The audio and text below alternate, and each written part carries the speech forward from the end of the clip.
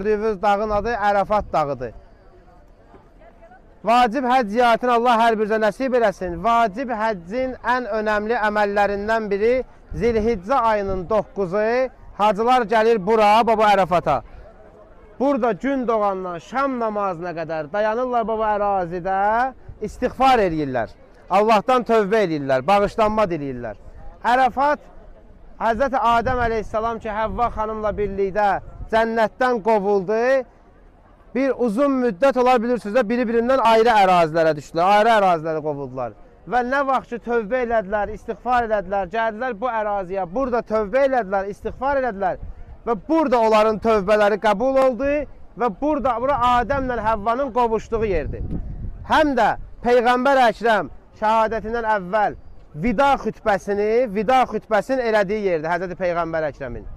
Bura Ərəfat dağı deyilir, rəhmət dağı deyilir, tövbələrin qəbul olduğu yer deyilir. Allah bizim bütün təqsiratımızı əff etsin, Allah bizim günahlarımızı bağışlasın, Allah bizi rəhmət dağında, Ərəfatda bağışlananlardan qərar versin inşallah. Allah bizə vacib həcci nəsib eləsin ki, biz də Zilhiccənin 9-u gələk bura.